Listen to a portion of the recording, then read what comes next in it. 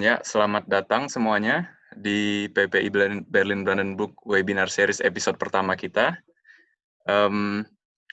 Selamat siang juga semuanya. Perkenalkan, nama gue Fariza Aditya Hasan selaku Ketua PPI Berlin Brandenburg tahun 2019-2020. Di sini tentunya gue mau pertama-tama ngucapin terima kasih kepada seluruh peserta yang telah hadir dan juga kepada seluruh panitia yang telah mempersiapkan acara ini tentunya. Hari ini kita di episode pertama ini kedatangan tamu, itu adalah alumni HTW Berlin, Mas Danan Fosarus, dan salah satu teman kita juga mahasiswa di TU Berlin, Lutfi Farhandi. Di sini gue selaku Ketua PPI Berlin mau jelasin sedikit background acara webinar series ini. Kita di Berlin ini, di Jerman, pelajar-pelajarnya punya ide. Kita itu sebenarnya di sini banyak pelajar-pelajar yang sudah lulus kuliah dan terus kita sudah punya pengalaman bekerja. Nah, di situ kan sebenarnya step penting untuk seluruh pelajar untuk setelah lulus kuliah untuk beranjak ke step berikutnya itu, yaitu ke dunia profesional. Nah, di sini kita undang orang-orang atau alumni-alumni yang sudah punya pengalaman untuk ngobrol, untuk sharing pengalaman-pengalaman mereka supaya kita yang terutama gue sendiri juga masih undergraduate untuk belajar dari mereka dan harapan kita di acara ini supaya setiap peserta yang datang ke sini bisa belajar sesuatu lah dan bisa bermanfaat untuk saat mereka udah di akhir perjalanan studi mereka dan bisa mulus lah perjalanannya pas beranjak ke dunia pekerjaan. Nah, terus kita kedatangan dua tamu kali ini, yaitu Mas Danan Fosarus dan Lutfi Farhandi, yang Mas Danan sebagai narasumber dan Lutfi Farhandi sebagai host kita nanti.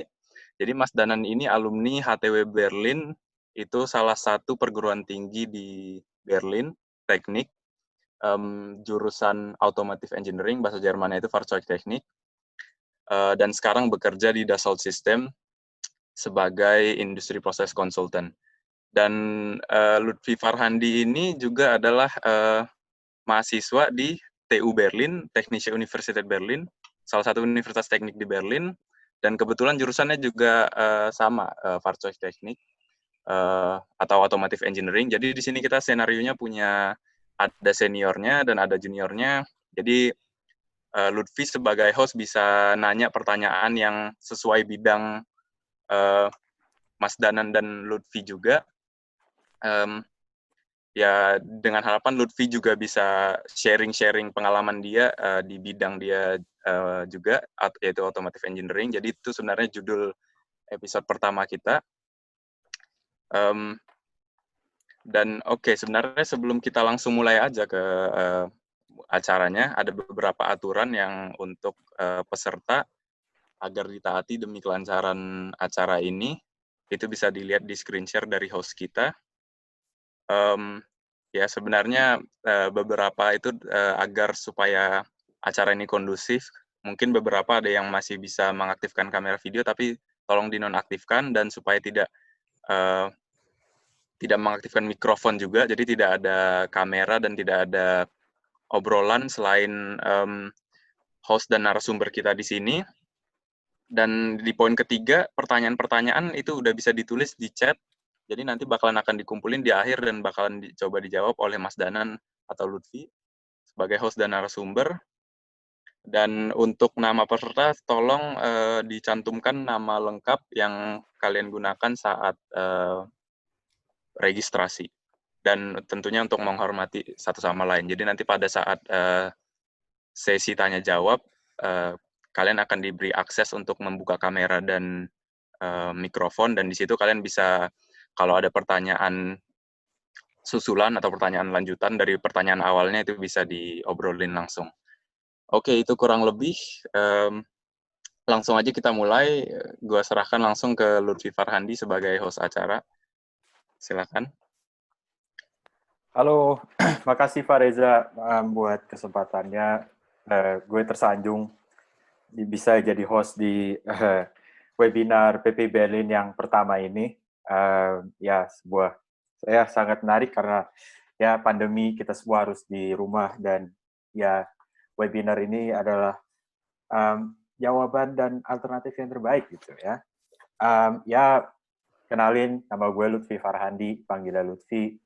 Asal dari Bekasi, kuliah di TU Berlin, Technische Universität Berlin, jurusan Automotive Engineering, teknik otomotif. Udah jadi mahasiswa di sana dari tahun 2017, jadi ini sekarang semester ke-7 gue. Ya, itu sedikit tentang gue, dan harusnya sekarang kita tahu lebih lanjut sama narasumber kita, teman gue juga. Ini Mas Danan Fosarus. Halo Mas Danan. Halo Upi, halo teman-teman. Gimana Mas? Baik kabar? Sehat, Pi, sehat. Gimana? Sehat juga? Oh iya, untung. Di rumah aja ya? Di rumah. Nice, Iya, nice. nggak bisa.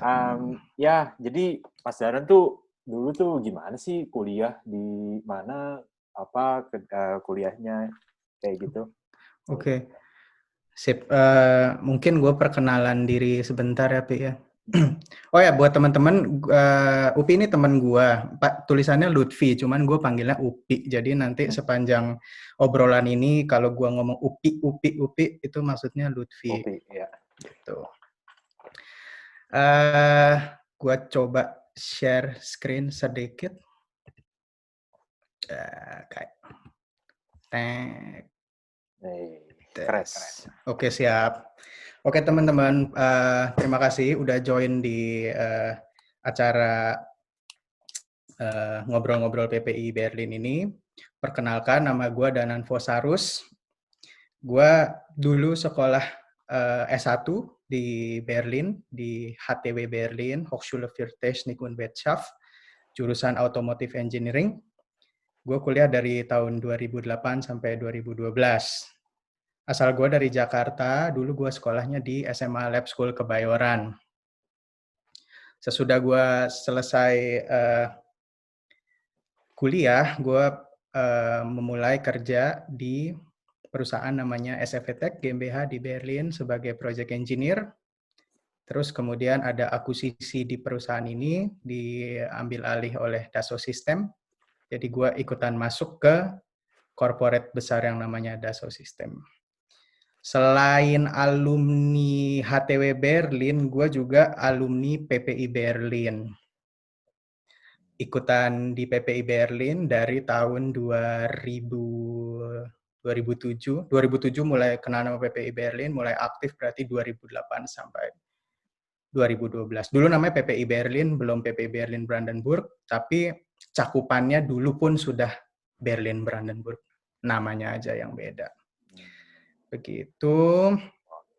Terus kalau teman-teman mau cari gue di sosial media, di LinkedIn aja. Namanya Danan Fosarus. Harusnya cuma satu ya namanya Danan Fosarus. Wah sama nih, gue jadi kepengen promosi diri. Ya, gue juga ada di LinkedIn, namanya Lutfi Farhan juga.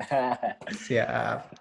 Oke. Wah, berarti udah, Mas Danan tuh by the way juga sepuh Berlin jadi kayak di PPI Berlin tuh kita udah banyak ngobrol sama Mas Danan jadi kita sebagai mahasiswa dan Mas Danan sendiri dan PPI Berlin udah punya koneksi yang erat ya.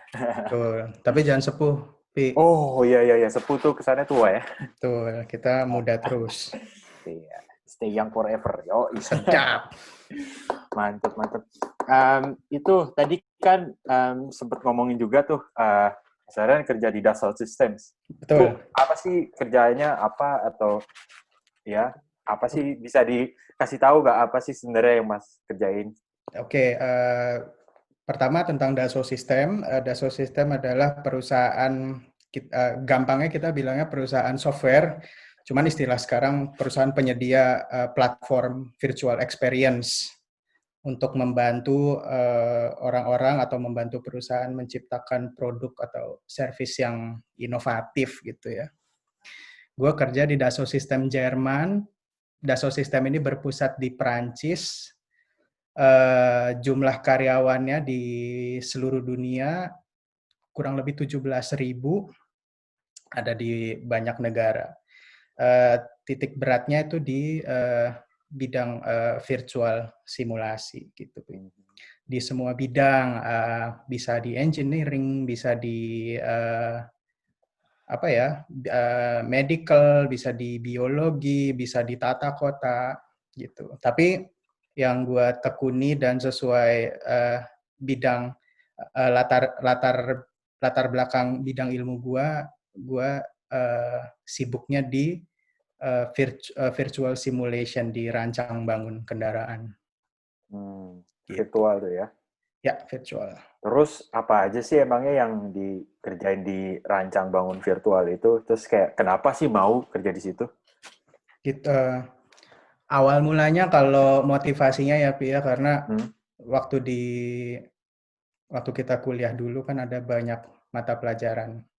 Ya, jelas. Iya, yang paling masuk buat gue tuh waktu itu computer aided design. Itu latar belakang kenapa gue seneng. Terus yang menarik dari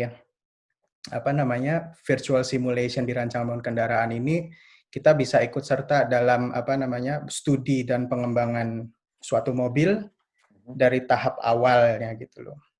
Jadi terus orang nanya kan, buat apa sih mobil itu harus kenapa harus dijalankan virtual simulation itu buat mobil. Mobil kan tinggal dibangun aja, pasang ban, nyetir, gitu. Jadi ceritanya, latar belakangnya, kalau gue boleh ceritain secara umum, jadi untuk mobil itu, sebelum dia bisa dijual ke pengguna akhir, ke masyarakat, dia itu harus memenuhi standar-standar keamanan dan keselamatan tertentu gitu, Pi. Standar-standar keselamatannya apa? Contohnya adalah, ini cuma salah satu contoh dari berbagai macam, dari banyak syarat. Mobil itu dalam situasi kecelakaan tertentu, dia harus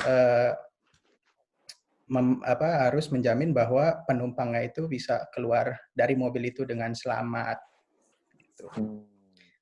Nah, terus caranya gimana untuk mengetahui bahwa mobil itu punya level keselamatan yang memenuhi? Berarti kan harus ada ujian kecelakaan, ujian tabrak lah kalau kita nyebut bahasa Indonesia, crash test. Oh, yang itu ya, yang banyak dummy itu ya, yang betul.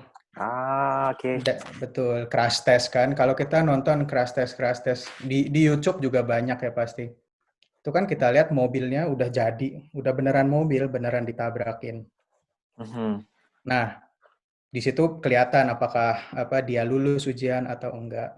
Tapi kalau kita lihat lagi, pada saat pengembangan mobil, pada saat fasenya ya, fase pengembangan awal, kan kalau harus bikin mobil utuh terus ditabrakin, pasti kan mahal.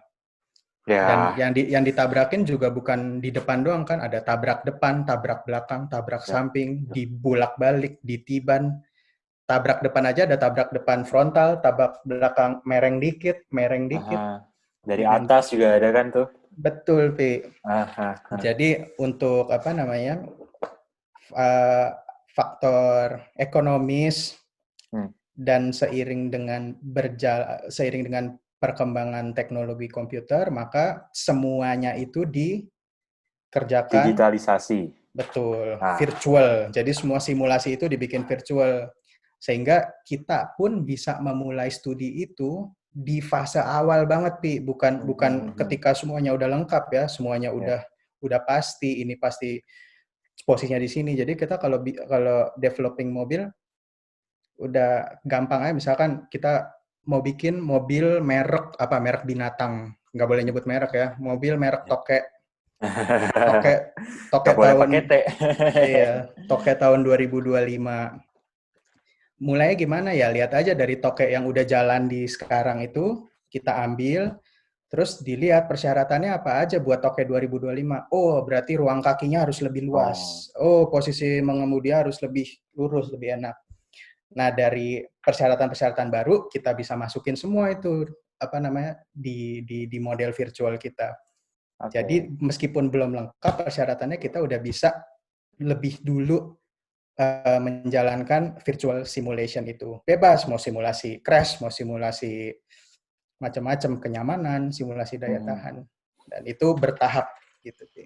Oke. Tadi kayaknya sempat ngomongin tentang crash itu ya. Jadi kayak sebenarnya tuh kenapa penting sih sebenarnya buat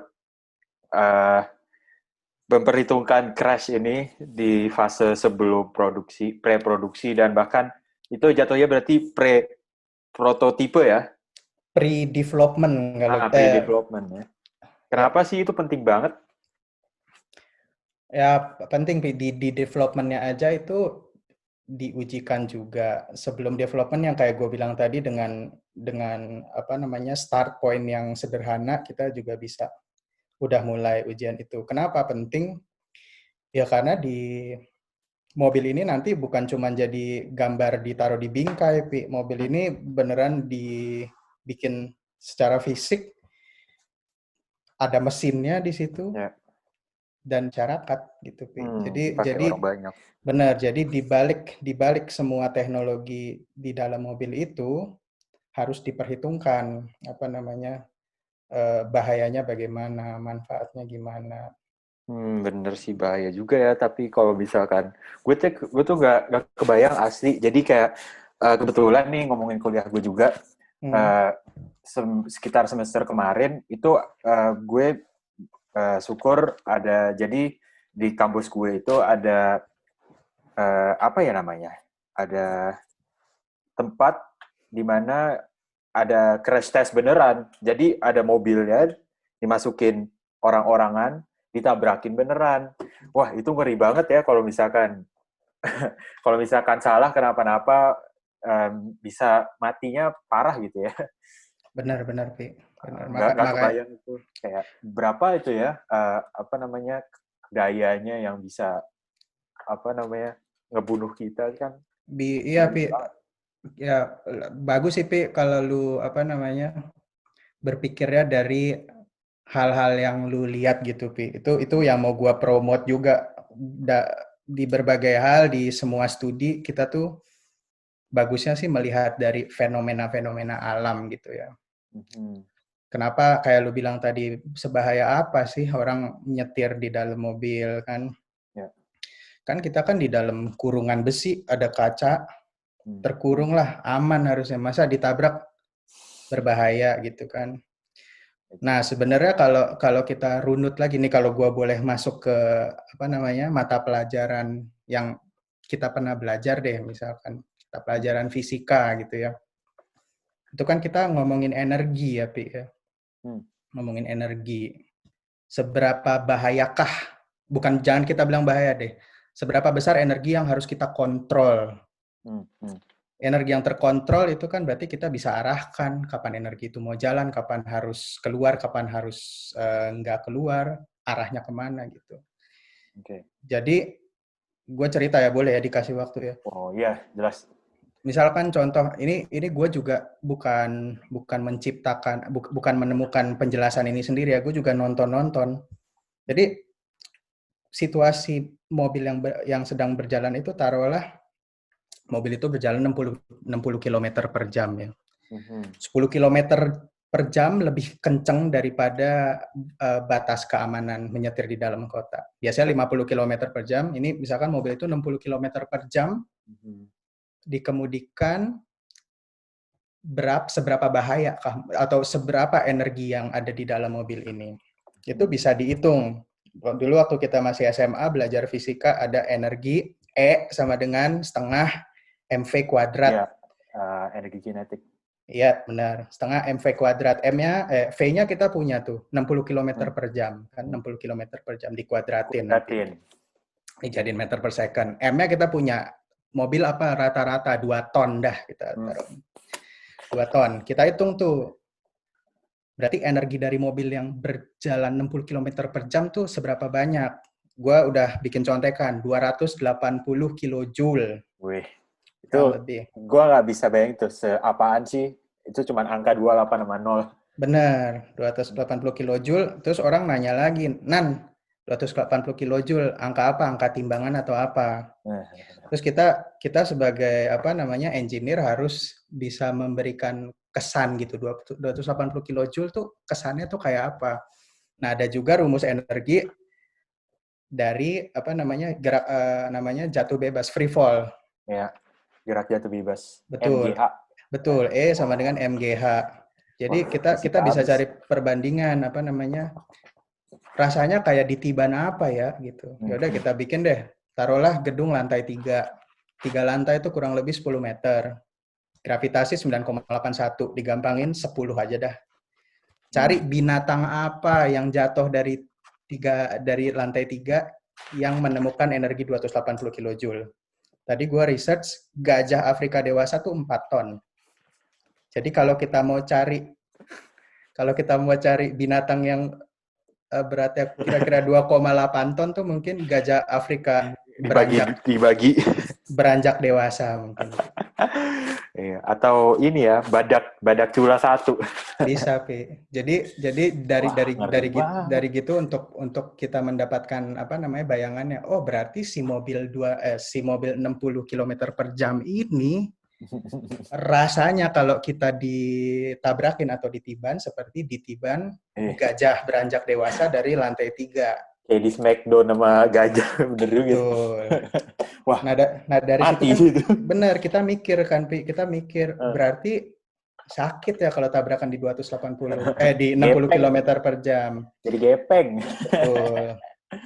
Nah, dari situ baru kita sebagai engineer melakukan studi gimana cara mengkontrol si 280 kilojoule ini pada saat kecelakaan. Karena kan kalau kecelakaan berarti tidak bisa dikontrol dari rem ya. Kalau ngerem sampai berhenti sempurna kan si 280 kilojoule itu jadi energi panas.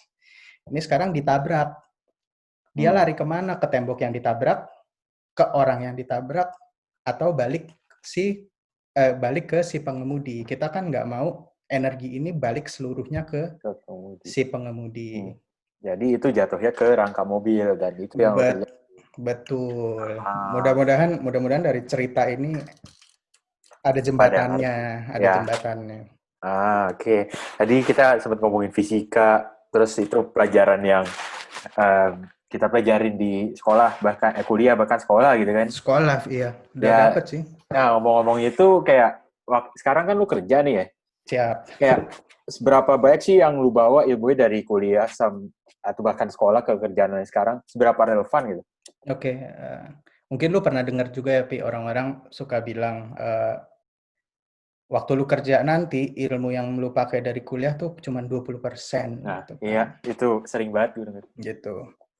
Cuman kalau lu tanya gue bisa bilang bisa benar bisa enggak. Tergantung dari sudut pandang mana lu melihat bidang ilmu yang lu pelajarin untuk lu pakai di industri. Tapi kalau ditanya penting apa enggak, Nan? Penting, Pi. Besar gitu. Relevansinya besar. Oh, jadi terus kayak apa aja sih contoh-contohnya waktu lu kuliah tuh yang beneran ada di kerjaan lu sekarang?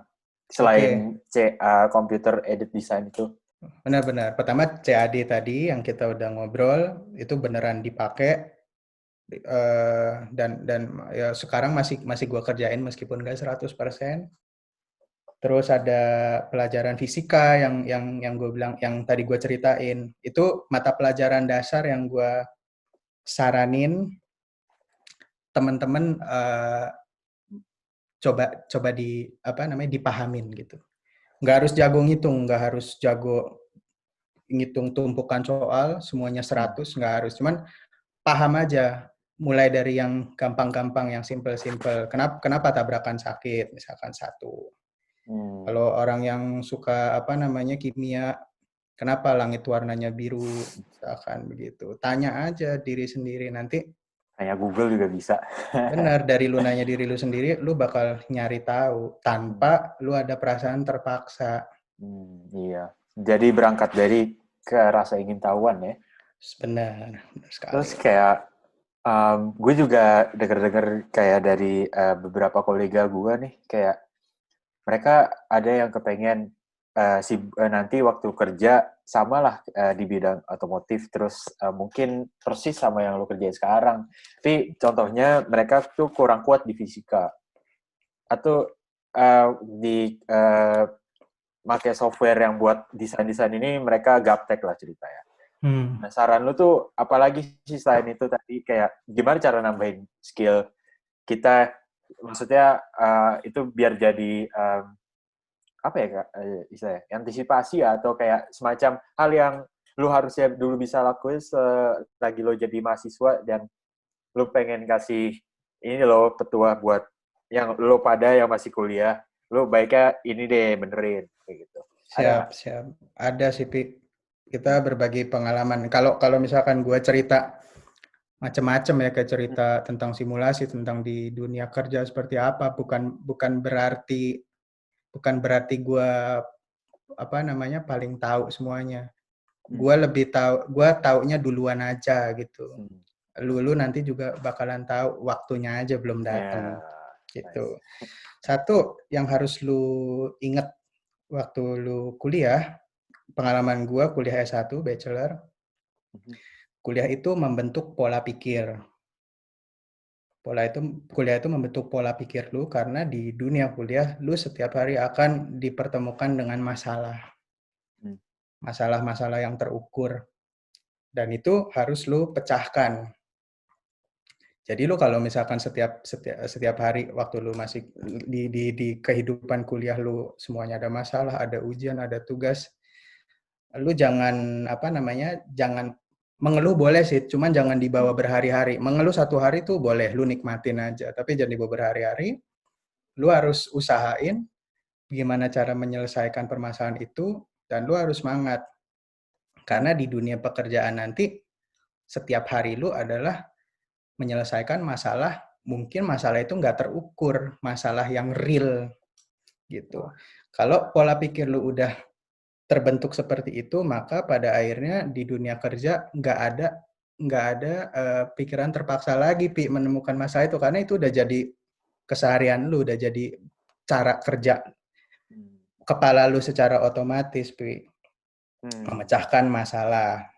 Terus tadi lu tanya apa aja sih yang harusnya bisa gue perbaikin dulu ya kalau waktu masih di kampus. Kalau dari pengalaman gue sekarang, dari pergaulan gue di industri otomotif, gue bisa bilang orang-orang yang bisa programming itu adalah orang-orang yang kuat buat gue. Orang-orang yang gue bilang orang ini pintar bisa programming. Karena dia bisa menyelesaikan masalah-masalah lebih banyak, dia bisa memerintahkan komputernya dia, karena dia bisa nulis program.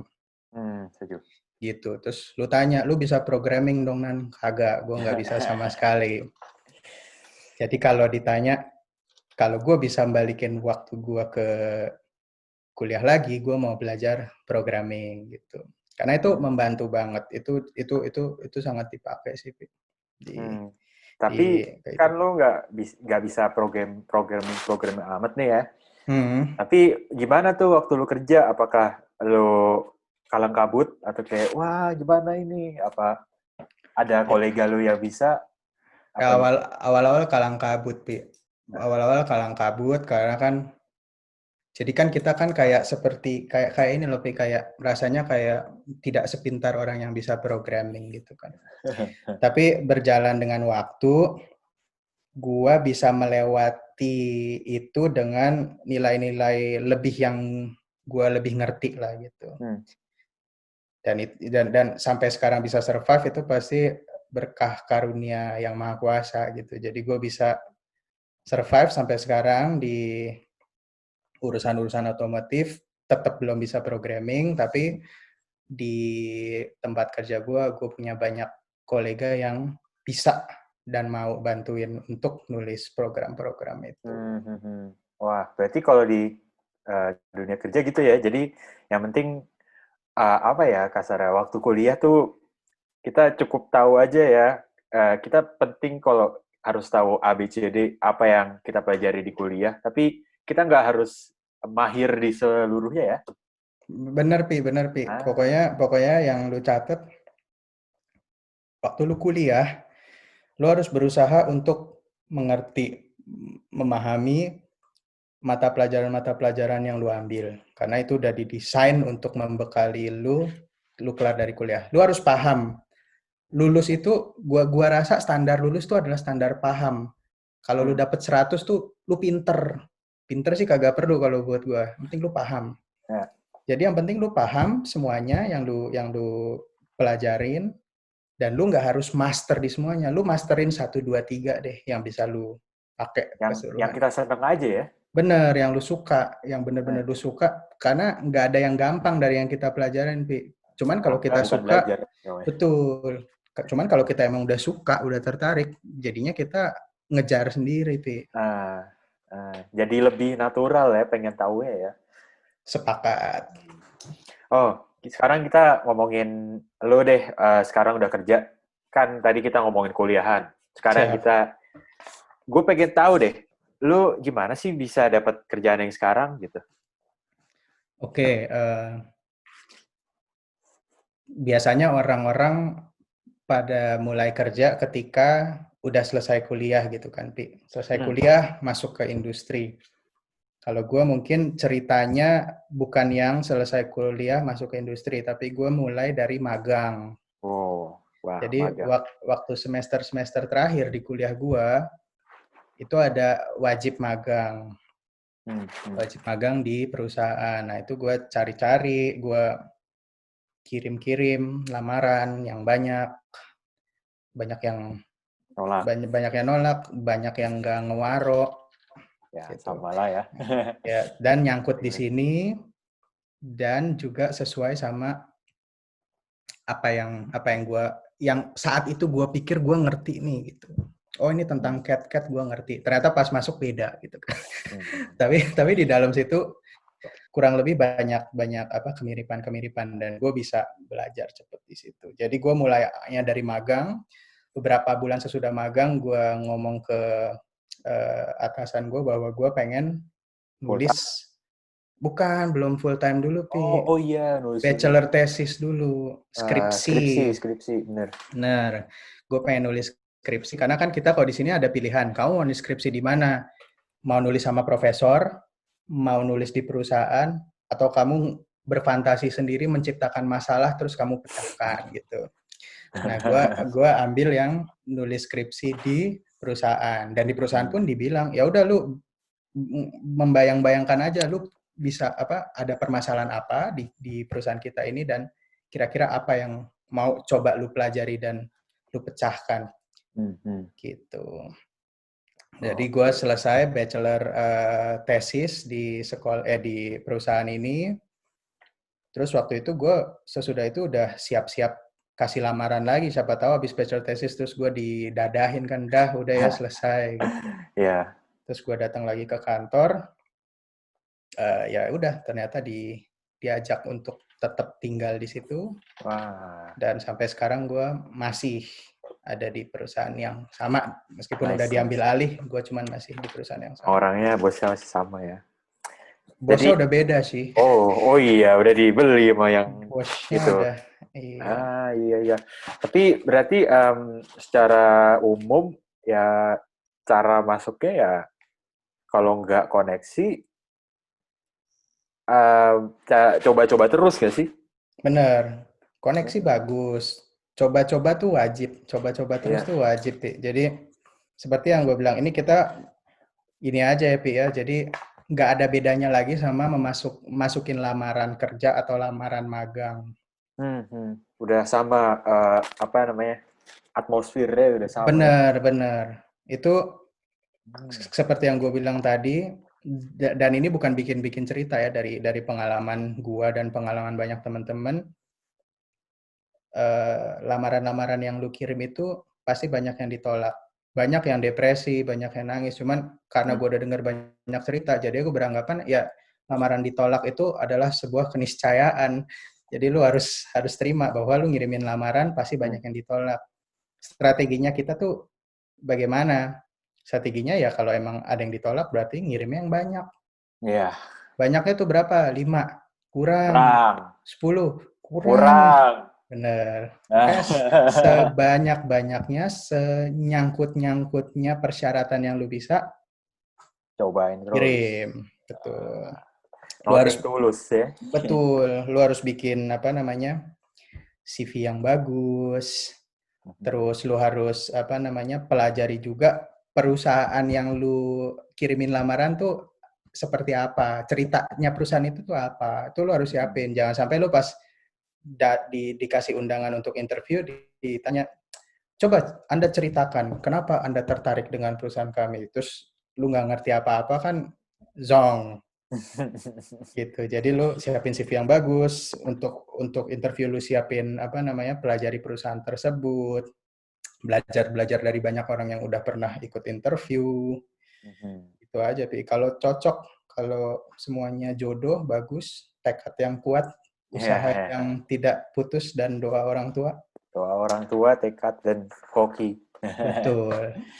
Udah ada rezekinya. Nah, berarti itu ya. Jadi ternyata Mas nyoba cari kerja di Jerman tuh sama ya kayak di mana-mana. Apply kerja, hoki, doa orang tua. Nah, harusnya sama sih, Pi. Nggak beda-beda. Oh, gitu-gitu. Nah, sekarang nih, ceritanya lu kan udah masuk, misalnya udah masuk kerja nih. Dulu kan lu datang ke Jerman sebagai mahasiswa. Sekarang lu jadi pekerja.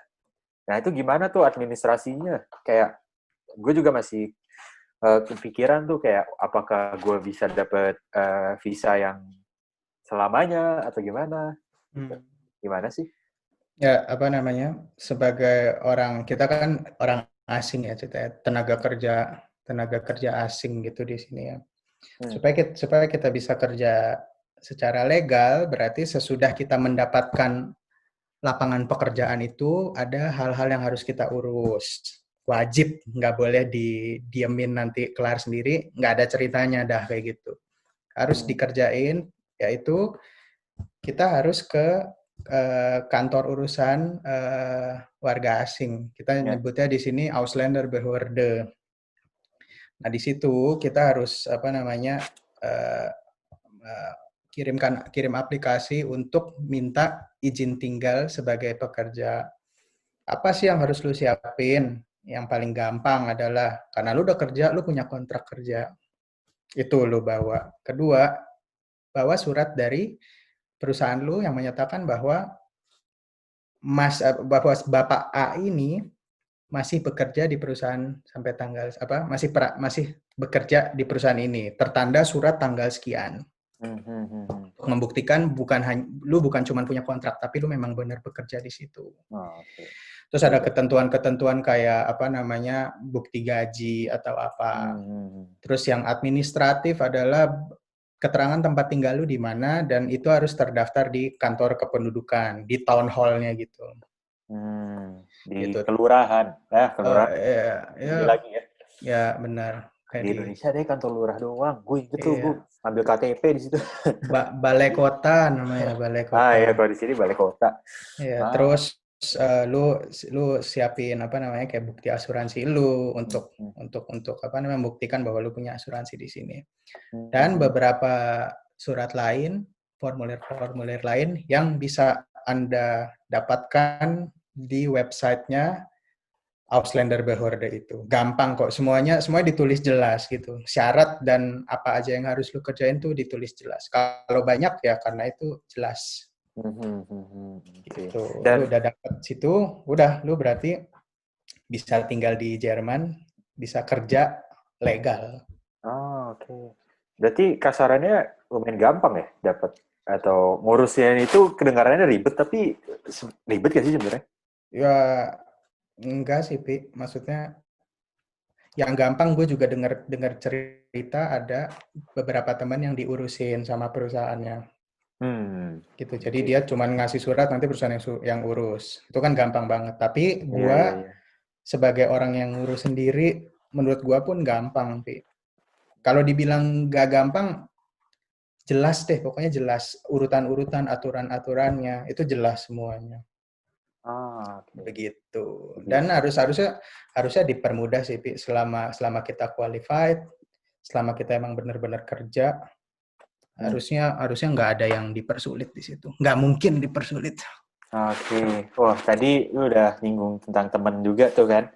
Nah, Siap. terus gimana sih lu dengan kolega lu di sana, kayak di kantor lu yang sekarang, gimana sih ngobrolnya pakai bahasa apa? Kayak orang-orangnya dari mana aja? Apakah lu sebagai orang asing yang notabene ya bukan orang Jerman diperlakukan beda? Gimana sih? Ya, gimana ya, Pi ya? Jadi kita masuknya ke kehidupan gue di dunia pekerjaan gitu. Apalagi di industri otomotif konteksnya itu. Ya. Dulu gue waktu masih mau masuk kuliah otomotif tuh pikiran gue adalah gue belajar tentang teknologi mobil sehingga gue bisa ngerti semuanya. Gue pengen jadi mekanik Formula 1 kan. Itu mekanik paling top sedunia. Tapi ternyata sesudah gue belajar, susah. ternyata bukan susah, ternyata nggak ke situ, Pi. Jadi ternyata gue jadi orang kantoran. Gitu. Engineer tuh nggak harus kerja ngolong, nggak harus kerja buka-buka ban. Meskipun kita sekolahnya kayak gitu, engineer tuh bisa sekolah kantoran. Kerjaan gue kan konsultan. Konsultan itu kita mencoba ini loh, Pi, menerjemahkan kebutuhan-kebutuhan klien gitu kan, sehingga kita bisa ikut berkontribusi dalam pengembangan produknya dia, menciptakan solusi-solusi untuk dia, membuktikan perkiraan-perkiraan dia, sehingga ujung-ujungnya ekonomi, ujung-ujungnya adalah dengan semua proses itu mendatangkan keuntungan yang lebih melalui solusi-solusi engineering. Gitu. Konsultan. Sehari-harinya bagaimana? Sehari-harinya ya, apa ya, Pi ya? Kayak biasa datang ke kantor, duduk, terima telepon. Ya, ngomong pakai bahasa apa? Dua bahasa, Pi. Jerman sama Inggris. Tergantung partner bicara lu siapa. Kayak yang gue bilang dulu, sebelumnya gue waktu perusahaan pertama kali gue kerja belum diakuisisi, itu kita perusahaan kecil, di situ gue 100% bahasa Jerman gitu. Karena ngomong masih pelanggannya yang Jerman-Jerman aja. Betul, dan kolega-koleganya juga sedikit hanya di situ-situ aja. Jadi ngobrol sama kolega, sama bos, sama klien. Ada masalah apa langsung nyebrang ke bos. Paling pintar kan bos, nih nggak bisa nih bahasa Jerman. Nah kemudian sesudah masuk ke corporate besar internasional ini, mau nggak mau harus Inggris. Komputer gua kenapa nggak bisa tanya teman sebelah. Jadi ditanya, komputer gua kenapa nih? Ya udah lu, istilah kita buka tiket tuh berarti minta pertolongan. Yang nelpon gue dari Prancis. Jauh banget kan, tapi ya begitu kehidupannya di corporate internasional gitu, Pi. Jadi bahasa Jerman dan Inggris tergantung apa yang lu tangani, tergantung sama siapa lu bicara gitu, Pi. Terus gitu. Dan bekerjanya itu bisa tim, bisa sendiri. Kadang-kadang bisa ada rasa perbedaannya bahwa lu bekerja seharian depan komputer, di depan mesin, terus lu bekerja sama orang. Nah, itu feeling yang harus lu bisa rasain. Gimana kerja sama orang, gimana kerja sendiri gitu, Pi. Oh, terus tuh pernah minder gitu gak sih? Kayak sekarang kan posisinya, ini juga topiknya lagi hot nih ceritanya kan, yang anti-diskriminasi nih. Kayak, lu gimana sih kerja di sana? Kayak, pernah gak ngerasain, wah, gue kelihatannya beda sendiri, dan bahasa Jerman gue dan Inggris gue juga bukan bahasa asli gue. Pernah ngalami kayak kesulitan nggak atau ngerasa minder nggak atau gitu? Sampai sekarang pun, Pi, kesulitan bahasa tuh ada. Dari dua bahasa itu ya, Jerman sama Inggris, pasti ada kesulitan karena dua-duanya bukan bahasa ibu gue. Bahkan kadang-kadang di beberapa situasi waktu itu gue lagi di tempatnya klien gue di UK, dan pada saat ketemu klien itu gue harus terima telepon dari Jerman. Jadi gue angkat telepon di depan teman-temannya, di depan klien gue yang orang Inggris, gue angkat telepon ngomong bahasa Jerman, A, B, C, D, E, F, G. Sesudah gue nutup telepon, gue mau minta maaf ke mereka. Sorry ya, gue tadi harus ngomong bahasa Jerman. Tapi gue minta maafnya pakai bahasa Jerman. Gitu, Pi. Jadi apa namanya, masalah bahasa itu nggak mungkin terlepas dari kita ya. Cuman kalau gue boleh cerita ke lu, dengan segala keterbatasan bahasa, menurut dari pengalaman gue, semuanya masih bisa berfungsi dengan baik. Bukan berfungsi yang dipaksa-paksain ya, berfungsi dengan baik, berjalan, bisa dimengerti, bisa menghasilkan suatu nilai lebih, dan akhirnya kalau dari sisi proyek ya bisa diminta lagi gitu. Jadi nggak perlu minder, nggak perlu apa namanya, kayak nggak berani gitu, Pi. Kurang bahasa emang kurang, cuman ya semua orang pasti punya keterbatasan ya. Jalanin aja kalau menurut gue ya. Dan urusan apa kayak yang lagi hangat sekarang, urusan tentang hal-hal yang rasis. Sejauh ini di pengalaman gue nggak pernah mengalami di industri otomotif. Mungkin kalau gue mengalami, mungkin gak gue masukin ke dalam hati gitu. Jadinya kayak buat gue sendiri sambil lalu gitu. Oke. Tapi itu harusnya gue bisa beranggapan berarti industri otomotif tuh dia kan global, berarti harusnya dia nggak mandang ini kan. Iya, Pi. Wah, itu sepakat gue. Betul. Tapi berarti itu bisa jadi bekal buat gue juga nanti kalau misalkan gue mau terjun lebih dalam ke sana lagi, gue nggak perlu minder ya. Nggak perlu, Pi. Intinya kan cuman komunikasi sama pergaulan aja, Pi. Yang penting lu masuk ke suatu tempat, lu jangan diem, lu jangan duduk. Hari-hari pertama lu mulai kerja, lu jangan bawa makanan dari rumah, Pi. Kenapa Jangan gitu? bawa. Jadi begitu lu duduk, jam istirahat, diajak sama mereka, pergi makan yuk. Lu harus ikut. Karena waktu awal-awal kerja lu tuh waktu yang menentukan tahun-tahun ke depan gimana lu bisa kerja bareng dengan tim itu di perusahaan itu. Jadi kalau saran gue, hari-hari pertama nggak usah bawa makan deh. Tinggalin, rumah lu tuh ditinggalin, nggak usah ada yang dibawa. Dan coba bergaul sama mereka, cari tahu mereka kerjanya gimana, ngobrolnya bagaimana. Nanti itu akan kebentuk sendiri, Pi. Resepnya. Dan mereka pasti welcome ya? Pastilah. Ya, selama kita nggak aneh-aneh sih. Kita kan santai semua. Iya, betul. Nah, gue kepengen diskusi nih.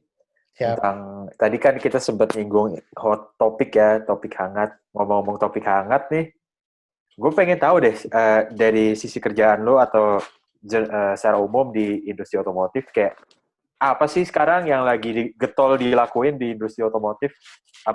Atau mungkin yang lu sendiri lagi getol lakuin gitu, kayak inovasinya apa? Ya pasti lu semua udah tahu yang lagi hot di industri otomotif tuh ada elektrifikasi penggerak mobil. Jadi kita bilangnya mobil baterai. Terus mobil otonom yang ada autopilotnya. Sama sekarang ini ada kayak model transportasi baru. Cuman itu sih dalam diskusi ya. Tapi yang hot banget tuh elektrifikasi sama mobil otonom. Terus kayak apa hubungannya gitu sama yang lo kerjain sekarang? Ada nggak? Ada. Cuman kalau kita ngomong elektrifikasi mobil, kita kan berarti ngomong baterai ya, Pi ya. Iya. Kalau lu nanya gue, berarti lu ngerti baterai dong, Nan? Nggak, gue sama sekali nggak ngerti. Baterai itu buat gue adalah baterai disambungin, kalau gue cetek nyala gitu. Gue cuman sampai di situ. Tapi kalau kita ngomongin baterai dari simulasi rancang bangun kendaraan, berarti ada suatu desain baru atau penyesuaian desain dalam rancang bangun kendaraan. Di mana tadinya nggak ada baterai yang besar seperti itu, kita harus memasukkan si baterai itu ke dalam mobil. Taruhlah ditaruh di kolong atau taruh di bagasi. Ketika dia taruh di kolong atau ditaruh di bagasi, efeknya apa pada saat kecelakaan nanti gitu? Apakah baterai itu akan bocor? Apakah baterai itu akan merangsak masuk ke ruang penumpang? Apakah jalur-jalur baterai itu akan masuk ke struktur sehingga menyetrum orang yang di dalam? Atau apakah kita bisa mempelajari struktur sehingga pada saat terjadi kecelakaan, baterai yang ada di kolong mobil itu tetap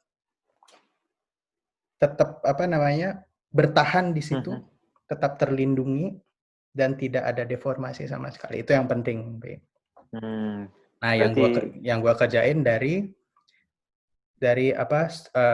studi strukturnya itu. Cuman kalau gua cerita tentang studi struktur kendaraan, gua nggak kerja sendiri gitu. Jadi bukan berarti gua paham semuanya. Gua cuman bantuin deh paku kecil dalam gambar yang besar itu. Oke. Wah, tapi itu menarik sih. Maksudnya itu lagi hot topic juga kan.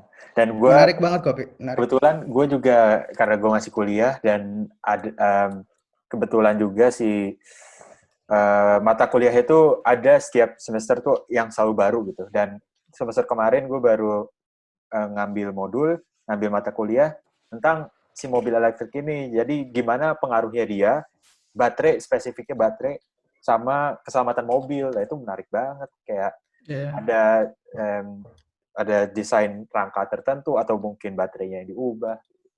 Keren. Betul, Pi. Oke. Wah, udah ini. Nggak kerasa kita udah ngobrol 45 menit lebih. Sekarang saatnya gue bacain pertanyaan dari teman-teman nih. Kelihatannya banyak yang menarik. Ini deh. Tadi mumpung kita masih ngomongin tentang masa depan industri otomotif, ini ada yang nanya, menurut kita atau menurut lo, kan sekarang di Berlin mau ada pabrik Tesla nih, ya kan? Siap. Ntar industri mobil Jerman itu menurut lo bakal bisa bersaing nggak di pasar mobil elektrik yang secara umum, secara global? Menurut lo gimana? Pendapat lo gimana? Kalau kita lihat jawaban antara bisa bersaing dan tidak bersaing, kayak terlalu spekulasi ya, Pi. Cuman kalau gue lihat sebagai pengamat ya, bukan sebagai orang yang ngerti dalam-dalamnya, sebagai pengamat, sebenarnya industri otomotif di Jerman pun juga punya keunggulan di bidang elektrifikasi kendaraan. Sekarang yang kelihatan mungkin Tesla ya, dan kita nggak bisa bilang Tesla cuman marketingnya bagus. Enggak, Tesla ya sungguhan mobil bagus gitu. Iya, setuju. Tapi kalau dari sudut pandang gue ya, ketika ada pemain baru yang ternyata bukan main-main, pemain baru yang mainnya bagus, berarti itu akan membangkitkan persaingan.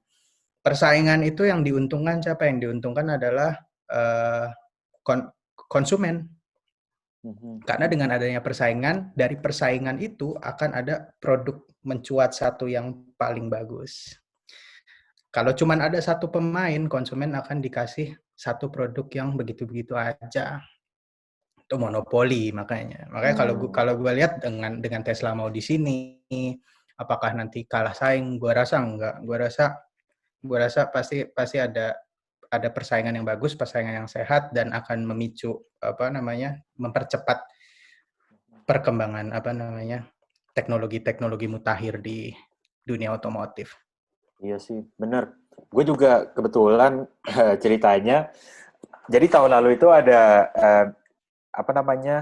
pameran mobil di Jerman yang setiap 2 tahun itu, Frankfurt Auto Show. Gue kesana kebetulan. Terus di sana gue lihat bener-bener semua perusahaan mobil, mereka majang paling nggak ada satu mobil yang dari listrik. Menurut gue kayak, wah ini bener sih, nanti di masa depan ini persaingannya tuh bukan cuma Tesla. Mungkin Tesla tuh yang kita lihat karena mereka pionir. Bener nggak? Ya, kalau kita ngomong pionir nggak juga ya, Pi. akhir abad 19 tuh udah ada mobil listrik. Mobil tuh awal-awalnya baterai, Pi. Oh enggak, maksud gue pionir yang Pionir yang menghidupkan lagi. Ya, mereka tuh setahu gue dengan si Tesla Roadster itu perusahaan pertama yang saya menjual secara umum si mobil listrik dari situ kan. Terus kayak sekarang kalau gue lihat lagi banyak banget ternyata bukan cuma Tesla dan pilihannya juga ternyata banyak mobil bahkan Renault dan bahkan Volkswagen atau banyaklah merek-merek yang di luar sana yang istilahnya murah, terjangkau, murah sih enggak, terjangkau dan jadi kayak bener yang lo bilang persaingannya bakal jadi sama lagi. Betul, Pi. Betul, Pi. Ya, mungkin kalau lo bilang masa depan mungkin udah di 2 tahun lagi, 3 tahun lagi, siapa tahu nanti Frankfurt Auto Show ada lagi, kita datang udah nggak ada mobil motor bakar, semuanya mobil listrik, siapa tahu. Cuman itu udah deket, Pi. Belum sempurna tapi udah masanya di situ, Pi. Tapi yang nanya ini ternyata ini teman kita, Bayu. Sedap.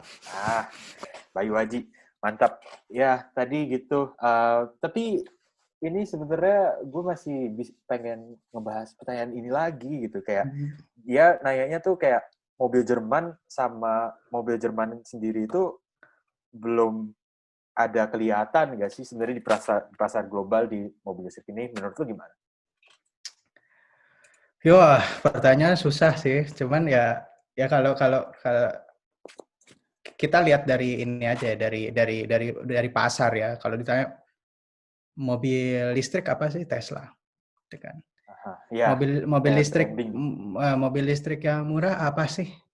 Renault Zoe itu murah. Renault, ya. Oh, itu bacanya Rono. Oh, gue baru tahu. Gue so-soan aja, Pi. Kan nggak ada yang bisa juga. Ya kan lu kerja di perusahaan ini Prancis. Iya. Renault Zoe itu yang terjangkau, jarak tempuhnya tinggi. Mungkin mobil Jerman itu sesungguhnya udah baik mobil listrik, cuman mungkin masih mahal. Gitu aja. Tapi pengembangannya ke arah listrik semua sih. Jadi mungkin ini kayak jalur akhir gitu, kayak sisa-sisa motor bakar. Mungkin dalam beberapa tahun ke depan kita bakal lihat mobil listrik. Sebagai mainstream ya, mobil listrik jadi mainstream. Jadi itu cepat atau lambat Tesla bakal banyak saingan ya. Beneran. Itu gue sepakat. Nah, oke. Terus gue coba cari pertanyaan lagi nih. Ada yang nanya dari Hizkia dan Bahri. Dia nanya, kans kita sebagai, atau kans teman-teman kita yang alumni kuliah Indonesia, jadi kayak yang bachelor atau masternya di Indonesia, mau kerja di Jerman, itu menurut lo gimana? Lo punya kenalan gak yang kayak gitu? Gue ada beberapa kenalan kok, teman-teman Indonesia yang kuliahnya di Indonesia, terus dapat kerja di sini. Okay. Jadi bukan hal yang mewah dan mustahil. Ada kemungkinan itu dan kebijakan yang sekarang kan justru Jerman itu perlu tenaga ahli di berbagai bidang, misalkan di natural science, terus di engineering, di IT, di kedokteran. Jadi gua rasa sih kesempatannya terbuka buat semua. Siapa yang bisa mendapatkan kesempatan itu adalah yang banyak cari tahu. Yang banyak cari tahu dan hoki ya. Berarti kayak kembali yang tadi lo bilang, bahasa dan asal daerah bukan halangan ya? Bukan. Cuman keberuntungan dan niat. Ya, niat sih, Pi. Niat sih. Keberuntungan harusnya dibagi rata sih. Setuju itu. Siapa yang ngejar dapat, siapa yang diem aja ya dapatnya ntar sisanya. Iya. You get what you give, yoi. Sedap. Mantap. Wah, masih banyak pertanyaan nih. Jadi tadi gue sempat nanya tentang kuliahan kan, tadi ada yang kuliah Siap. S2. Ini ada yang nanya nih dari teman kita, Febru. Hai Febru. Lebih baik mana kuliah S2 cepat tapi sedikit pengalaman, apa kuliahnya santai tapi pengalamannya banyak? Lebih banyak apa nih maksudnya nih? Lebih banyak pengalaman. Pengalamannya, let's say mungkin konteksnya kerja, magang. Karena kan banyak yang, contohnya gue sendiri, kebetulan gue sekarang kerja sebagai, apa ya bahasa Indonesia ya? Bahasa Inggrisnya apprentice, gue juga nggak tahu bahasa Inggrisnya. Apprenticeship, apprentice. Nah, itulah. Jadi sebagai mahasiswa yang bekerja. Nah, itu gimana? Lebih baik. Jadi kasarnya, mending cepat kelar kuliah, apa lama tapi kemana-mana itu? Kalau saran gue proporsional aja sih, Pi. Lebih banyak kerja atau kuliah cepat kelar. Gua orang yang mendukung mahasiswa untuk sembari dia masih di kampus juga udah masuk ke industri. Jadi cari kerja yang relevan sama bidang ilmu yang dia pelajarin. Oke, itu. Dan tapi harus tetap punya target kelulusan gitu, Pi. Oke. Jangan sampai juga lu sekolahnya cepat kelar tapi nggak punya pengalaman kerja. Atau lebih parahnya lagi, lu sekolah cepat kelar tinggi lagi, tapi nggak punya pengalaman di industri. Itu sayang, karena di sisi company nanti mereka dapat nih ijazah lu nih, lamaran kerja, UPI, S-nya banyak nih. Berarti S-nya banyak kan tabel gajinya tinggi, di ujung banget tuh. Gajinya tinggi, pengalaman kerja belum ada, baru gimana nih? Harus bayar banyak, tapi beresiko. Tapi kalau semuanya proporsional, UPI, S1, wah sempet hampir nggak lulus nih. Wah ini panjang nih. Cuman warna lu bagus tuh di CV itu. Pernah kerja di sini, kerja dari apa aja? Pengalaman pekerjaan pertama di sini, kerja sini, jadi magang di sini. Ini. Itu jadi pertimbangan gitu. Berarti kandidat ini punya pengalaman di perusahaan. Kandidat ini punya pengalaman di industri yang dia lamar ini. Kandidat ini punya pengalaman di skill-skill yang dia tulis ini. Karena terbukti dari tempat dia pernah magang. Berarti kasarnya kalau gitu yang gue tangkap adalah ada nilai ekstra yang nggak bisa didapat di kuliahan ya. Dan itu jauh lebih berharga dibanding apa yang kita belajar secara formal akademis, bener nggak? Bener. Pengalaman gue sendiri ya, waktu gue ngelamar kerja, kebetulan bos gue tuh beneran baik, orangnya sangat manusiawi, dan dia kebetulan dia doktor.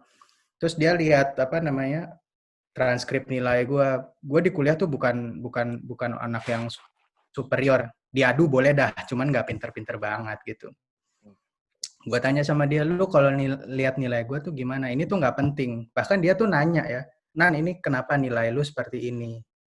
Gue pikir dia mau nolak atau mau apa. Dia cuma pengen tahu ceritanya gimana sampai nilainya seperti ini. Untuk tahu situasi apa yang waktu itu gue hadapin. Tapi yang dia lihat lebih adalah kemauan dan si pengalaman-pengalaman itu. Di kampus lu tuh pernah ngerjain apa? Berarti kalau yang banyak lu kerjain kan berarti pengalaman lu banyak, pergaulan lu juga banyak. Itu sih yang nilai plus ya. Lebih berharga ya. Ya, membantu banget dah gitu. Iya. Wah itu oke. Bisa buat pribadi gue juga nih, lumayan. Oke, siap. Udah deh. Kita cari lagi nih pertanyaan. Mungkin masih seputar kuliah dan kerja sama dari Febru.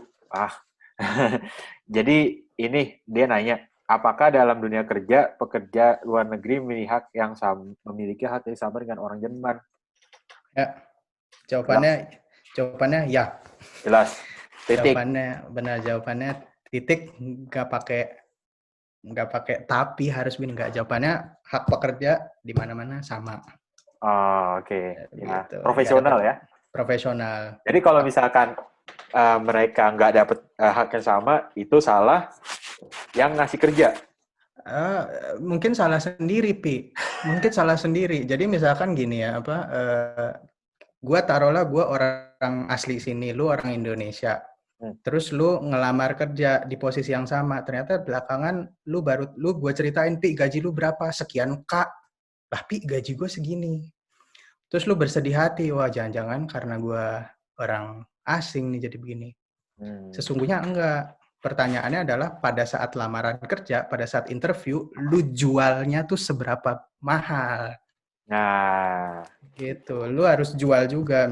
Jadi sebelum interview ya lu harus tahu, lu harus research industri apa, perusahaan lu tuh segede apa, rata-ratanya tuh bagaimana. Jadi jangan, ya udah deh, kamu gajinya segini, oke nggak? Oke Pak, makasih gitu. Nggak juga. Misalkan lu rasa kurang ya tambah lagi. Lu jual gitu. Oke. Wah, terjawab. Ntar kita cari pertanyaan lagi nih. Ini lumayan menarik nih. Dari Bayu lagi. Tadi Bayu nanya. Jadi dia 2 pertanyaan. Satu lagi. Ini udah teknis nih. Udah teknis dan tentang otomotif lagi dan mobility. Menurut kita, mobil pribadi di masa depan tuh bakal jadi pilihan apa enggak? Atau car sharing atau transport as service itu bakal lebih maju. Wah, ini topiknya seru banget nih. Ini yang gue bilang tadi tema ketiga tentang inovasi di industri otomotif yang gue bilang model transportasi. Model transportasi itu mencakup model ownership, model kepemilikan mobil gitu. Sebagai nggak harus gue yang ngomong deh, kita tinggal lihat harga mobil di pasaran, kita beli, terus sesudah pakai berapa lama, nilainya berapa kita jual. Yang diuntungkan dengan beli mobil adalah perusahaan taksi dan lain-lain. Sedangkan kalau menurut gue ya, untuk pemakaian perseorangan, mobil itu adalah sesuatu yang mahal, Pi. Karena untuk belinya mahal, kita harus sisihin sebagian banyak dari penghasilan kita. Satu. Kedua, dari mobil itu ada pengeluaran yang terus-terusan, bensin, asuransi, parkirnya bagaimana 1, 2, 3. Model transportasi yang sekarang udah ada untuk alternatif mobil ya, di luar dari kendaraan umum, di luar dari kereta bis adalah car sharing. Car sharing itu berarti kita hanya bayar sesuai pemakaian. Ya, betul. Untuk perkotaan gue lihat itu adalah yang paling optimal. Karena satu, kita nggak pakai mobil setiap hari, kan? Kedua, parkir susah. Lain, ceritanya kalau kita tinggal di daerah pinggiran gitu. Nah, ya itu. Daerah pinggiran yang kendaraan umumnya nggak banyak. Nah itu hitung-hitungannya lain lagi, mobil itu setiap hari bisa jalan 100 km satu jalan, bolak-balik 200 km. Pada saat umur mobil itu udah tua, yang harganya udah nggak bisa dikoreksi lagi, harganya udah fix segitu. Performa mobil itu juga udah habis. Berarti kita udah memakai hampir seluruh nilai mobil itu, sehingga harga jualnya setara dengan apa yang kita dapatkan. Tapi kalau kita tinggal di kota cuman buat keren-kerenan, malam minggu mobil, masuk lagi, sesudah berapa tahun harga mobil udah di bawah segitu, padahal mobil kita secara teknis masih muda. Kagak nolong, tetap harganya segitu. Masih mahal. Ya, tapi di luar apa yang gua ngomongin ini, kalau lu punya uang yang lebih, kalau lu emang pengen, kenapa enggak ya beli aja. Beli mobil. Iya, itu kan salah satu motivasi beli mobil kan juga pride ya. Jadi, betul. Ya, dan menurut gue juga bisa berpendapat nih, kayak yang gue pelajarin juga, yang karena gue dari tadi bawa apa yang gue pelajari di kampus karena gue pelajar. Jadi ada faktor buat ini semua, buat mobility itu ada faktor sosial, teknologi, ekonomi, ekologi, sama politik kan. Dan ini semua tuh jadi berkesinambungan, dan dari situ kita bisa mikir kayak apakah nanti di masa depan apa yang bakal jadi teknologi selanjutnya yang bakal termutakhir atau terefisien kan. Betul. Itu diskusinya panjang banget dan nggak kelar sehari. Bahkan itu yang namanya Future Mobility Summit itu ada gitu kayak. Ya. Dan itu di mana-mana. Betul. Dan ya itu bakal jadi topik yang menarik sih. Dan kedua konteksnya juga mungkin itu bisa diaplikasikan di kota-kota besar dan maju di Eropa karena kebanyakan tata kota Eropa kan kayak gini ya. Orang tinggal di kota, terus kalau nggak tinggal di kota, di pedesaan, dan mereka butuh mobil. Gimana kalau orang yang kita katakanlah di Amerika Selatan atau di Asia Tenggara yang struktur kotanya kayak gitu. Nggak usah jauh-jauh di Jakarta aja. Cocok nggak kayak gitu? Ya, itu semua inovasi ya berkaitan dengan faktor-faktor yang lain ya, Pi ya. Jadi kita nggak bisa bilang misalkan model mobilitas yang baru ini, model transportasi yang baru ini cocok di A atau B, nggak harus selalu begitu. Jadi semuanya mengikuti infrastrukturnya atau apa. Kayak kita ngomong mobil baterai, DP, ngomong mobil baterai, apa sih nggak cocoknya? Ya udah deh, semua orang wajib beli mobil listrik. Terus semua orang parkir mobil listrik di rumahnya malam-malam jam 10, janjian 1, 2, 3, colok bareng yuk, baterainya yuk, jelep, gelap itu kota. Jadi semuanya harus berkesinambungan dari industri otomotifnya bergeraknya kemana, dari industri energi pembangkit listrik itu harus bergeraknya kemana, fasilitasnya harus sejalan, baterai itu menciptakannya gimana supaya ramah lingkungan, bagaimana. Kayak kalau mobilitas model baru misalkan fasilitas transportasi umumnya menyesuaikan nggak gitu. Jadi kalau selama yang satu nggak gerak, ya kita cuma bilang nggak cocok, nggak bisa cocok. Tapi kalau semuanya berkesinambungan, berkaitan satu sama lain, pasti cocok. Mau di kota apa aja pasti cocok. Setuju. Sepakat. Oke. Wah, kayaknya kita bisa ini satu pertanyaan lagi kayaknya. Ya, ini mungkin pertanyaan penutup. Udah mau habis? Iya, nggak kerasa. Ini tentang kerjaan lagi. Mungkin Siap. Ini lo bisa jawab lah ya. Gimana sih struktur hierarki di tempat kerja? Dan gimana cara naik tingkat di sana? Dan apakah ada hubungannya kalau lu punya jenjang pendidikan yang lebih? Struktur hierarki dulu ya pertama ya. Struktur hierarki di mungkin di setiap perusahaan beda. Cuman yang gue ceritain di pengalaman gue, struktur hierarki itu ada manajer yang membawahi tim, ada tim member yang nggak punya tim. Hierarki itu ada, tapi semuanya itu egalit, Pi. Jadi bukan berarti yang di atas tuh kayak datang lu kerjaan ini. Semuanya punya fungsi masing-masing. Semuanya partner kerja yang selevel gitu, setara. Semuanya mendukung satu sama lain. Jadi gampangnya kayak gua tim member, lu tim manager, gua melapor semuanya ke lu. Gua kerjain semua yang kewajiban gue dengan baik sampai selesai, sampai bagus. Tanggung jawab lu adalah memperhatikan dan memenuhi kebutuhan-kebutuhan gue di kantor. Kebutuhannya apa sih? Gue perlu alat ini, perlu perangkat ini, gue harus pergi kemana, gue perlu gaji, lu yang harus memperjuangkan. Kalau emang prestasi kita bagus, pertama gaji bisa naik, bagus terus dipertimbangkan. Oh berarti dia bisa ngajarin yang lain-lain, berarti dia bisa jadi team lead. Terus lu bisa mengatur semua yang itu, berarti lu bisa jadi manajer bertahap gitu loh, Pi. Tapi nggak ujuk-ujuk dari awal langsung der. Ya, gitu. Jelas. Dan gitu. Hubungannya sama jenjang kuliah lu nggak terlalu ngaruh ya berarti? Atau gimana? Ya, gue kan kuliah S1, Pi ya.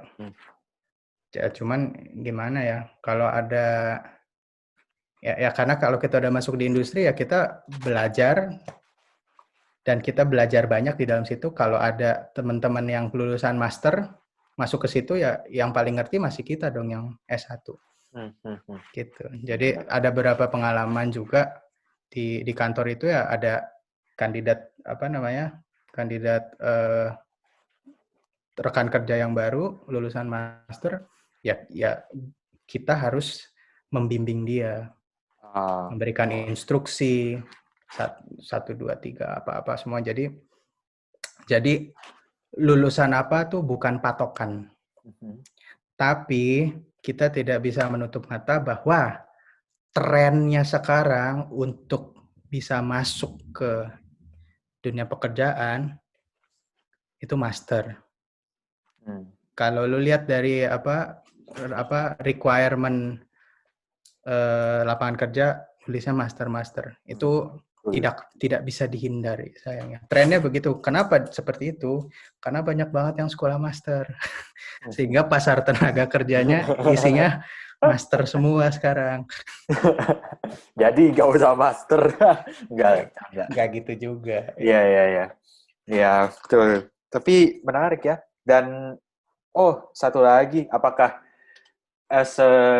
seketat itu hierarki di kantor lo atau gimana? Karena menurut gue ini juga relatif ya, tergantung jenis perusahaannya, jenis kantornya, apakah dia startup atau udah klasik, ya kan? Ya, hierarki sesuai fungsi aja sih, Pi. Sangat proporsional gitu.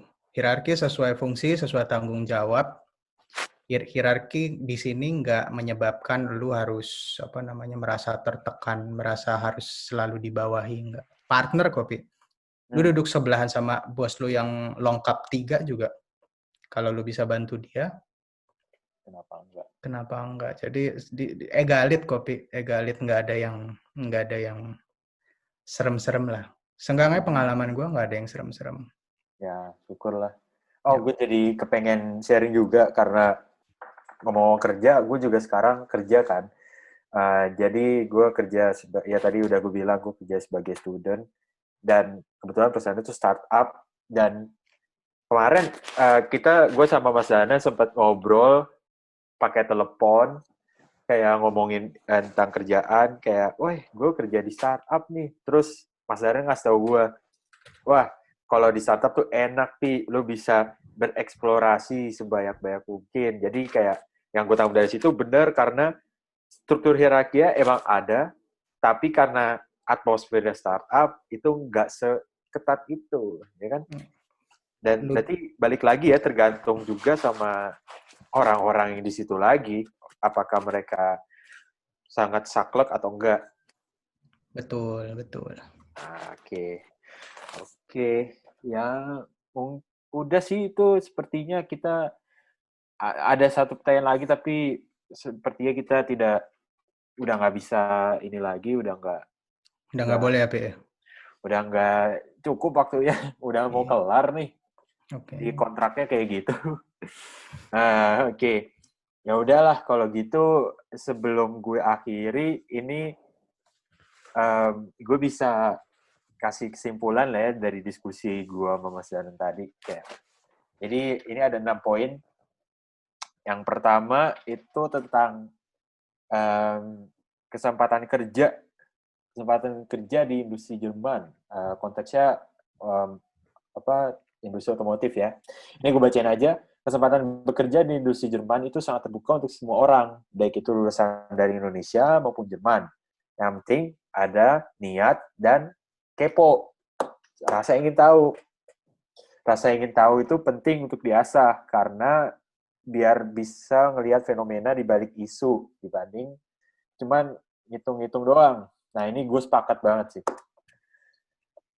Terus yang kedua, jadi dunia perkuliahan itu dia tuh cuman nggak cuman ya, dunia kuliah itu waktu di mana pola pikir kita tuh terbentuk, terus nanti bakal dipakai di dunia kerja, ya kan? Dan dari itu kita karena di dunia kerja atau di kehidupan secara general tuh bakal selalu ada masalah dan kita harus memecahkannya. Mantap. Keren.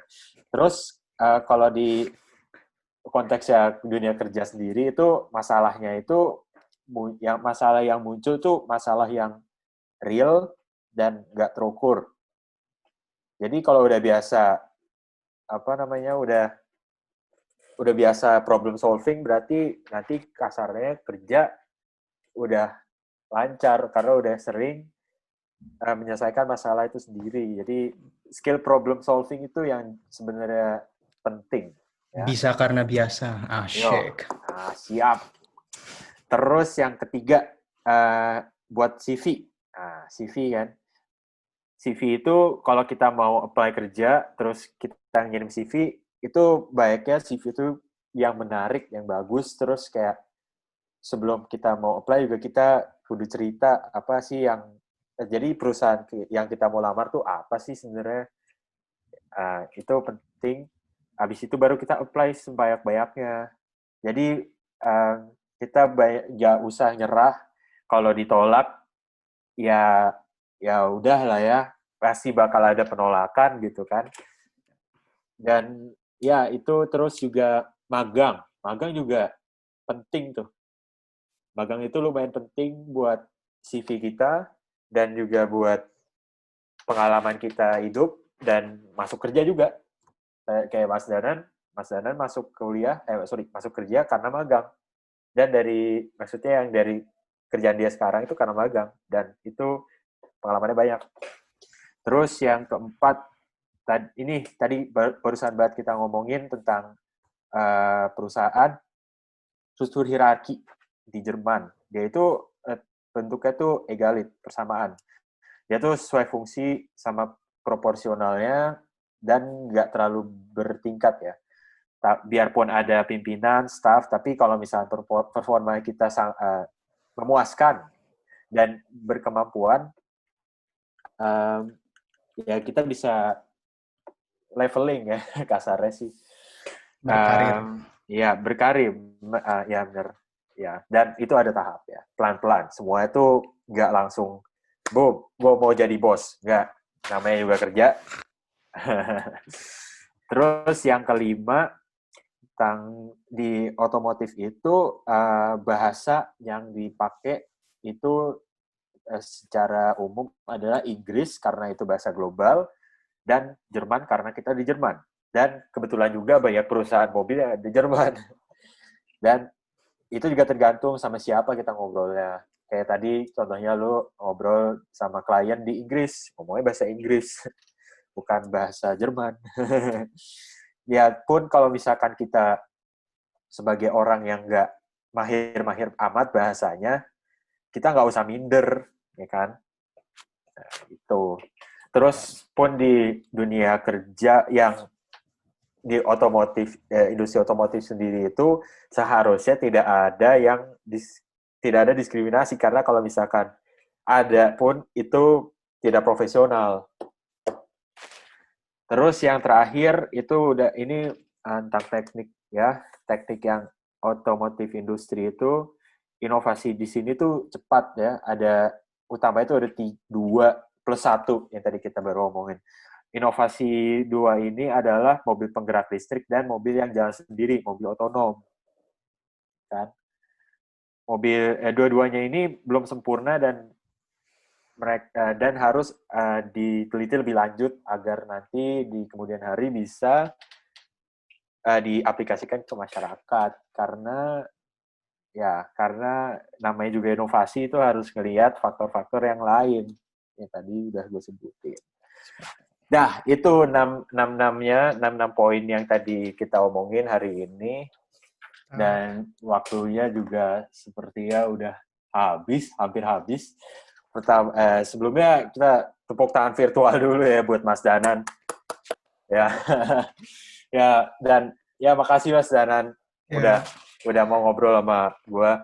Thank you, Pi. Makasih juga buat teman-teman yang udah mau datang, mau dengerin kita ngoceh.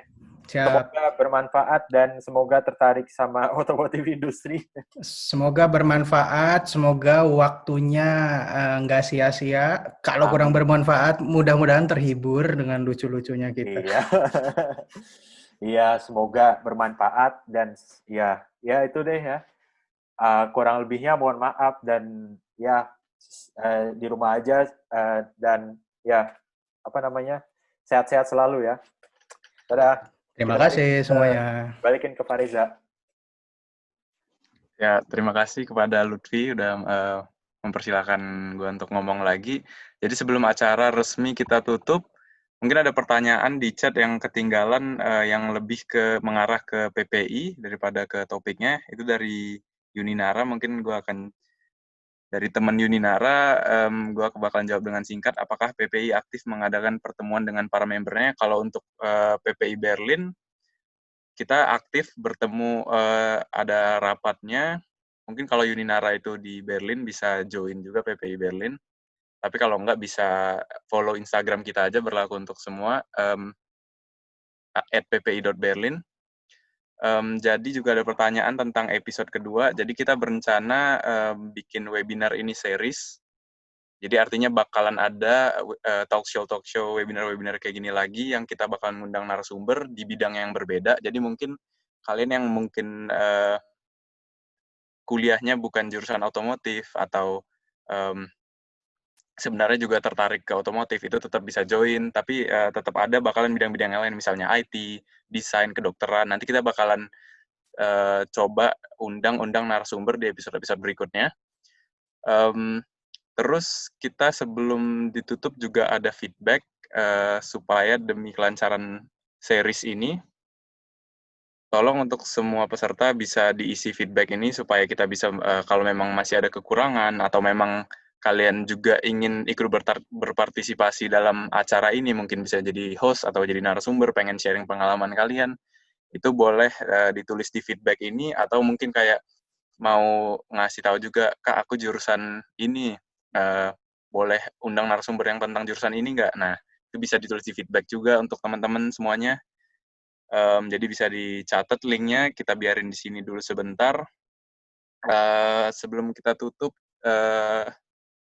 jadi gue mau ucapin terima kasih lagi sekali lagi kepada Mas Danan dan Lutfi Farhandi yang telah bersedia men-sharing pengalaman mereka di sini, dan semoga itu bermanfaat. Kalau gue pribadi, walaupun gue nggak jurusan otomotif industri, tapi tertarik banget karena di Jerman itu ya industri otomotifnya salah satu yang paling maju kan. Jadi kayak, wah seru banget tadi yang bagian inovasi itu pribadi. Tapi kayak gitu, jadi walaupun bukan jurusan kalian tetap bisa join, seru-seruan.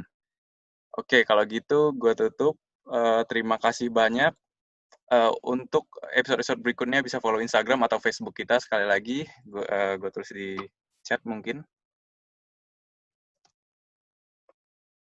Itu Instagram kita, terus Facebook PPI Berlin Brandenburg.